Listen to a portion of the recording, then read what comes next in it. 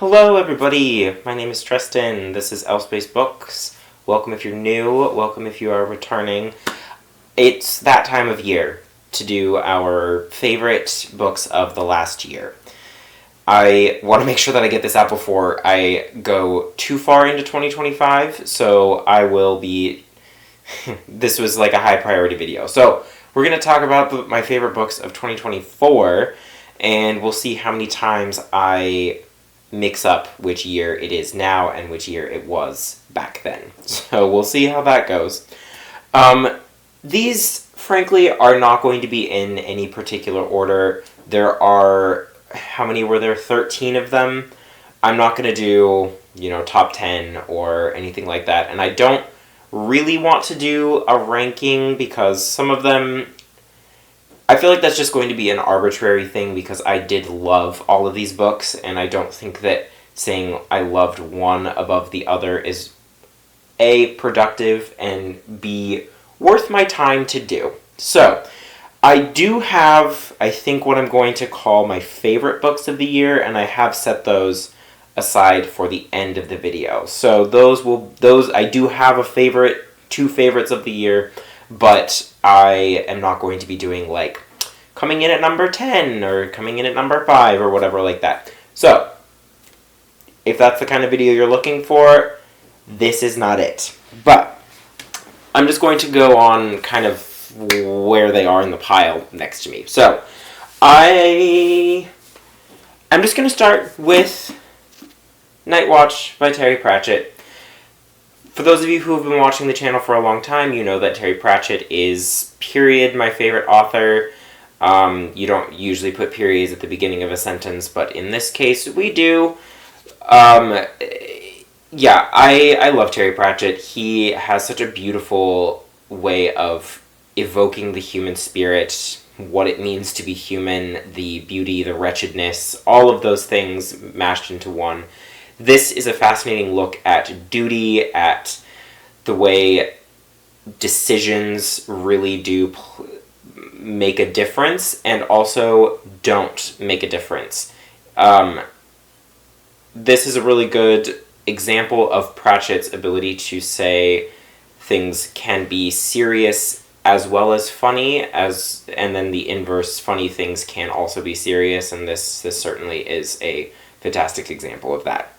This is about Samuel Vimes. This is the 5th book in the City Watch, the Ankh-Morpork City Watch sub-series within the Discworld. And he gets thrust back in time.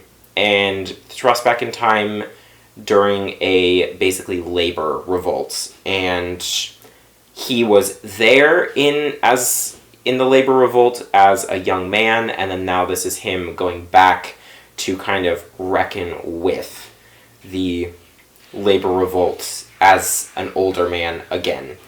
Fascinating story. Obviously, he meets himself, and yeah, it's a very interesting story and one that has stayed with me a lot. So that is Night Watch by Terry Pratchett. Next is a book that I started, we'll say 3 years ago, and finished in July because I did a challenge for, and as per usual, as soon as I started filming, the cats start getting rambunctious.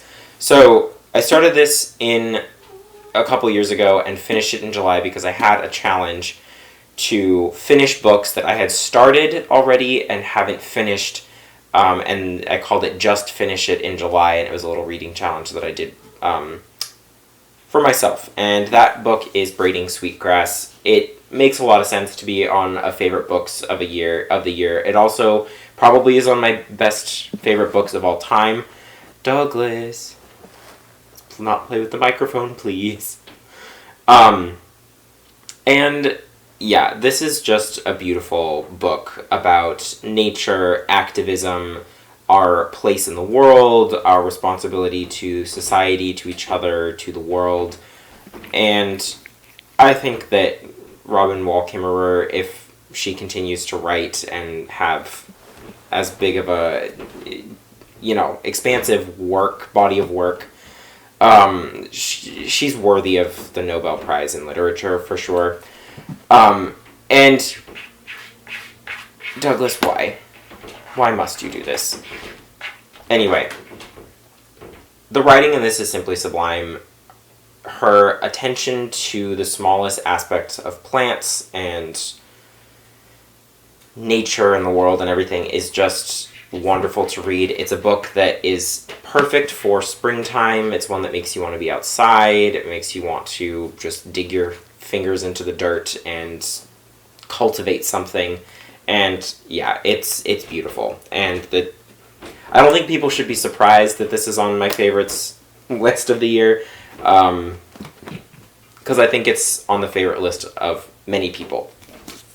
The next book I will talk about is The Long Way to a Small Angry Planet, and this was a lovely, cozy sci-fi book, and I think it's a really good example of using sci-fi and like examining an alien race or an alien world as a way of viewing our own world and society through another lens, and I think that this book does such a good job of kind of giving us a new way to think about love, relationships, and viewing other species, other peoples, and things like that. I think it's just got a really lovely message behind it, and it's also a fun book. I think that it's, it has everything that you want in a big space opera-y type thing, while really focusing more on like the lives of the characters as opposed to the actual conflict and political machinations of what's going on in the broader galaxy or universe. Yeah, this was just a lovely story. And from this I did also continue on with it. I think that so far the second book, I did also read the second book and the third. This one so far I think has been my favorite, but all of them have been quite interesting, and I'm going to finish reading the Wayfarer saga because it is really good. Alright, now again, anybody who's been following me for any length of time will probably have heard me talk about Enter Ghost by Isabella Hamad. This definitely has to be on my best books of the year because this was just a great book. I loved the panoply of experience from Palestinians who lived in Israel to the Palestinians living in the West Bank, Palestinians who were born elsewhere but have family still in Palestine and Israel, and just the use of theater and art as resistance and criticizing power, all of that was just phenomenal. Isabella Hamad writes the best dialogue I've ever seen. Like, it's the most realistic dialogue, I should say. I think there's a lot to be said for comedic dialogue, which Pratchett is a master of, but then this is the most, I think, believable dialogue. So if you are ever wanting to study how to write dialogue in a novel or in a short story in fiction, this is where you should start. I think that this has just a perfect facsimile, is that the right word? Simulacrum of real-world dialogue in written form. So, fantastic book. This is about Sonia Nasir, who goes back to Haifa to visit her sister, and she gets caught up in a production of Hamlet that takes place in the West Bank, and there's just a lot of things that happen beyond there. It's really, really good. And just her writing is fantastic. I was swept away by this one and completely enthralled in the whole thing. But yeah, I loved it. Alright, well, this is one of the books that I was a little, I guess, I don't know if hesitant to put on the list is the right word to say it, but anyway, it's I Might Be in Trouble by David Aleman. This was just fun. I oftentimes will try to put books that have like a more like literary, intellectual, heady value to them, highbrow, if you will, on my favorites.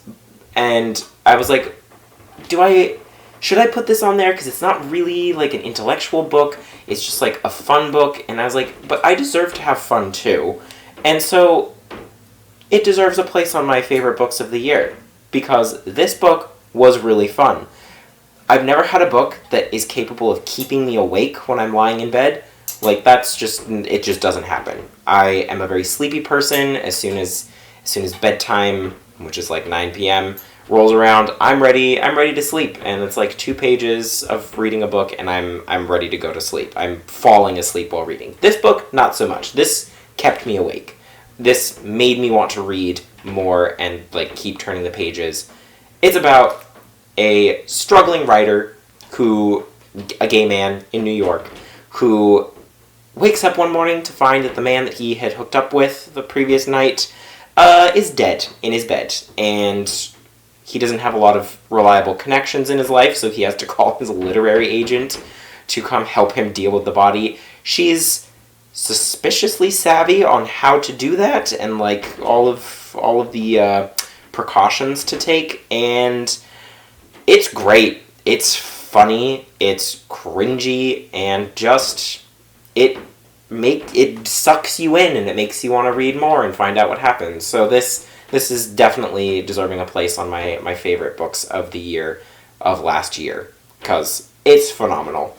Another book that was also really good, but not fiction, as in, non-fiction, was It Was Vulgar and It Was Beautiful by Jack Lowry, and this was all about Gran Fury, who was kind of the art and propaganda wing of ACT UP during the AIDS crisis. Propaganda in its most base form of just like political messaging for the movement. And seeing the use of art and the shock value that they had at the time was just very interesting to me. I think that Jack Lowry did a really good job of not only presenting the thought process behind certain posters and demonstrations, but also analyzing them and providing like a brief but very thoughtful analysis of the art pieces themselves. And I really appreciated those things. And one of them is this picture right here, which was from their poster, Kissing Doesn't Kill. And he actually provided the story behind this, that the person, I believe it's this guy, actually, like, his story is the real person in the picture. His story is in this as well. And so I loved the amount of depth that Lowry gave to the each piece of artwork that was produced by Gran Fury and how it was used, its success, its failures, and all of that is just a phenomenal book, as well as giving a lot of page time to the people who are not usually heard from when we talk about the AIDS crisis, because that's generally associated with gay men, gay white men specifically, and this book does give a place and a voice to people of color at the time, as well as women, it's just a really, really well done history book. It's great, and very in line with like my academic interests. So very much enjoyed that one. It's very engaging it's like engagingly written too. So the prose of it is very readable as well. That's very important when we're talking about nonfiction. Okay, again, I will sing the praises of this book from the rooftops for as long as I need to in order to get you to read it, and that is The Tainted Cup. This was like fantasy Sherlock Holmes. That's, you follow the Watson kind of character as he's working with the Sherlock style character, and she's fantastic. They're trying to solve a murder, a potentially murderous phenomenon. Basically, they find somebody who has been killed by having a plant grow out of their body, and basically tear them apart, which is pretty gruesome. This is a fairly gory book, more or less. It's gruesome, but not something you can't handle, right? I'm not somebody who likes a lot of gratuitous gore, and this certainly was not beyond my limit. But the thing that I like so much about this was the world that was crafted in this was so interesting, and it's not really magic, it's more like alchemy and just really advanced biochemistry. And so, like, the main character, his name is escaping me. What is his name? Din. He can remember everything that, like, he has photographic memory that's associated with smell, and he's had a graft put into him that makes him remember things perfectly.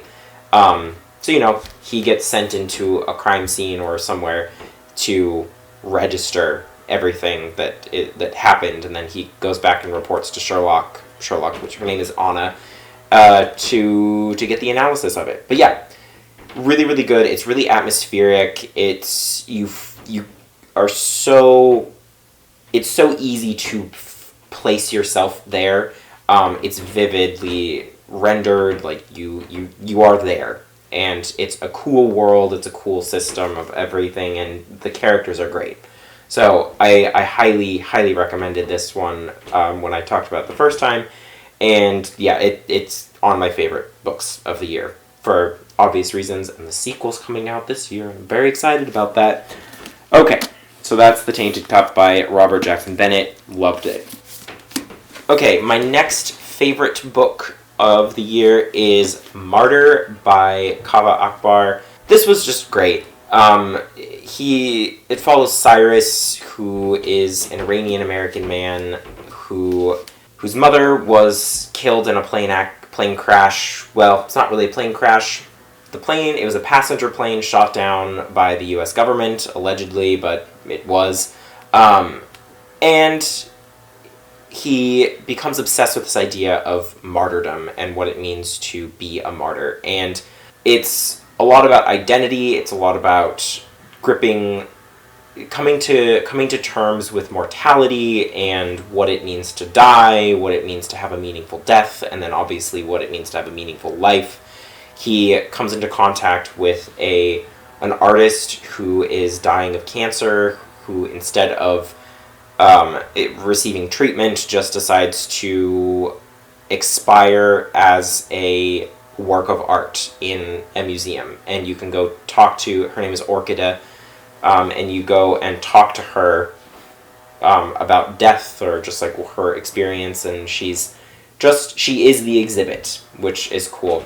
It's also very interesting, like when you think about it on the human zoo type of phenomenon that we're weirdly attracted to as a species. But yeah, this was beautifully written. It's very engaging. I think that there's a lot to take away from this book, and I loved it. I could hardly put it down when I started reading it, and I liked the sort of multimedia, because he includes poetry in here as well as his prose, and also bits of military communication. So yeah, it's very, very good. My next favorite book of the year was Our Evenings by Alan Hollinghurst. This is just a beautiful queer novel, coming of age story from the 60s onto the present day. It ends sort of in the wake of the coronavirus pandemic, COVID-19 pandemic, I should say. And it's just a very complete look at the life of this man, Dave Wynn, who's an actor, and he's of Burmese and English descent, and it talks about what it's like to be a gay man, a multiracial gay man, coming into the era where it's becomes like legal and socially acceptable to be gay in the UK, and it's just a very immersive and meticulous without being boring novel. The prose is phenomenal. I think that Hollinghurst has just a really lovely way with words, and I loved this book. Again, it's very slow paced. I get kind of up until the end, like, you are taken through his entire adolescence and early adulthood, and then sort of in the second part of the book, we just sort of like go through the various decades of his life until he dies at the end, which maybe is a spoiler. If you feel like it's a spoiler, I'm sorry, but like it's the book. It's a story of his life, and it takes you from kind of beginning to end, and I thought that it was brilliantly executed, and I loved this book. It's long, but I felt like it warranted its length, and I enjoyed taking my time with it. And yeah, I'm for sure going to be reading Hollinghurst's other work, especially his work around the AIDS epidemic crisis, because I've got, what is it, The Line of Beauty, and then he has another one that I'll talk about another time, but I don't have a physical copy of it yet. But yeah, this was simply a wonderful book. Okay, before I go into my favorite books of the year, I do have to talk about 2 audiobooks that I loved but don't have physical copies of, and that was You Dreamed of Empires by Alvaro Enrique. And it tells the story of 2 sides in Cortez and Moctezuma's meeting in the Aztec Empire in Tenochtitlan, and it's just a phenomenal book. I felt it's got a lot of political machinations and like sort of chess pieces moving on the board from both sides. You've got a lot of people from the like kitchen staff all the way up to Moctezuma and Cortez. And the reason why I liked this book was, A, the audiobook narrator was like one of the best narrators I've ever had. I'm going to put his name up here because he was so good, and it just like made the listening experience, period. I don't think I would have enjoyed the novel as much had I not listened to it. Yeah, he was fantastic. The book was so immersive, and I felt like I was reading a fantasy novel because of how vivid the world was crafted by Enrique. And I just was swept away by that book. I think that it's for sure one of the best books that I've read. And just like, it's a period of time that I know very little about, and so I was super excited to learn more about it, and yeah, it was great. There's a sort of like, it's sort of like an essay in the middle of the book that sort of breaks the 2 halves of the narrative that talks about Tenochtitlan and like the Aztec Empire and just gives you like a really rich and vivid description of what that city looked like and what it would have been like to live there, and it was just stunning. Like, I was on a bike ride while I was listening to it. Because that's what I like to do over the summer, was I would bike down to like the Boston Esplanade and back while listening to a book, and that book, like, you know, the ride on the Esplanade is quite beautiful, and like it's one that you really want to like take in, but I couldn't because I was so enriched with this vision of Tenochtitlan that Enrique was painting, and it was so good. So yeah, highly recommend that book. It's definitely on my favorites list for this year. The other audiobook that I read and loved was Kings of the Wild by Nicholas Eames. And my gosh, that book just was something else. It is heavily inspired by D&D. It's got owlbears and ettins, Fomorians, centaurs, and dragons, and it's just wild. Excuse the pun. So it's about a group of retired adventurers who are kind of like legendary adventurers who have saved the world numerous times, have now they're now sort of resting on their laurels and taking in retirement because they're old, and they have to get the band back together one more time to go and rescue Gabe's daughter, Rose.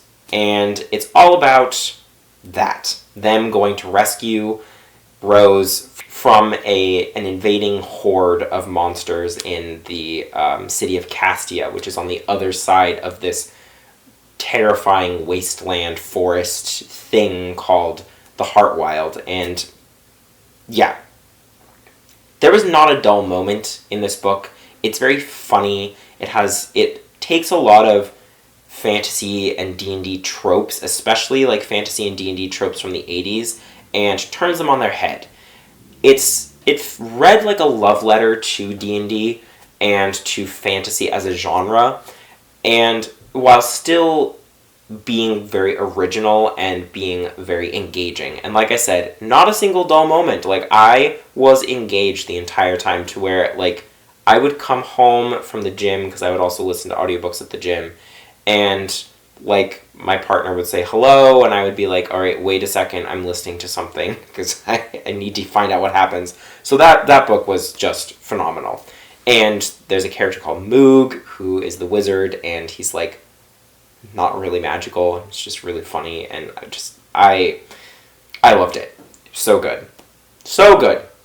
And great villains, too. They gotta certainly give them credit, because they were great. But yeah, Kings of the Wilds, really worth your time if you were looking for a good fantasy book. Okay. We're at the end of the video here, which means it's time to give you my favorite books of the year. It's going to be 2, because, again, I don't need to deal too much in superlatives, which one is better than the other, and I think it works well because one of them is sort of fiction, the other one is nonfiction. So, go ahead and get into Arrête avec tes mensonges by Philippe Besson. This is Lie With Me. If you've probably also heard me talk about this multiple times, so it shouldn't surprise you that this is on the list. This is about a sort of a novelization of Besson, his experience, his sort of like first love experience when he was a young man in a small town in France. And I often liken it to The End of Eddie by Edouard Louis, but it's like a little bit more of a sophisticated version of that story, and one that's certainly not as gruesome. But this is all about the lies. It's all about truth and silence and silencing of experience, lying to each other, lying to ourselves. And it's just a brilliantly written novel about existing in the closet and sort of the pressures of society, and yeah, it's brilliant. And for one that is less than 200 pages, it's not even 160 pages, the amount of depth and atmosphere that you get from this book is phenomenal. And this is one of the books that like spurred my academic interests and like what I'm wanting to get my PhD in, sort of. Just the theme that I'm wanting to study in my PhD. And so this book is it's one of my favorite books, and Besson has hands down become my favorite French author. And then the other one is a recent read, one that I just read last month, December, and that was Last Watch of the Night by Paul Monette. Paul Monette is the big AIDS writer. He wrote Borrowed Time, which is his memoir of taking care of his partner Roger at the end of his life, and on to Roger dying. And this is kind of after that happens. This is all about his life post-publication of that book, of that memoir. And yeah, this really did something for me and did something to me. I felt so reinvigorated, I think is the right word, in my, I guess, sense of duty as a queer white man to my community and to the LGBTQI plus community as a whole. I think that it's very easy for queer people and queer gay men, gay white men these days to slip into complacency where we just kind of get into our consumerism, our hookup culture, and, you know, wait for the next pop queen to drop an album without really paying attention to our history and why we got to the place that we are at now, why and how. And Monette, these essays, it's a collection of essays, I should have said that at the beginning, but it's just sublime. Each essay packs a punch, and they just get better and better and better. Like, you read each essay and think, how could the next one be comparable to this one? And then the next essay is better. The expression of the queer experience of living as a gay man in the closet and just like reckoning with homophobia in society, and just, I loved this book so much. And I said it once and I'll say it again, this should be required reading. You come out of the closet, you're given a condom and this book. And I think that is all you need to do. I think that this would be a very helpful book for a lot of gay men post coming out, because it's a really beautiful look at identity and reckoning with shame and your place in history and your duty to the future, I think is a good way to say it. But yeah, I loved it. It's definitely my favorite books of all time, which is another video I will be doing soon. Cool. I have no idea how long this video is, but I have a feeling it's probably pretty lengthy at this point. So thank you so much for sticking around. I hope that you enjoyed seeing which books that I enjoyed this year. This has been a great reading year, overall. I think I started off a little slow, and I certainly ended on kind of a slow note last year, or 2 years ago. Ew. And so this was just a great reading year. I read some of the best books of my life this last year, and I couldn't be happier about adding them to my collection and adding them to my noggin. So I hope that maybe they inspire you to pick one of them up. Hopefully I inspire you to pick one of them up this year, 2025, because I think there's definitely something in that stack for everyone. Thank you very much for watching. I'll see you again very soon with another video, and until then, take care. Bye.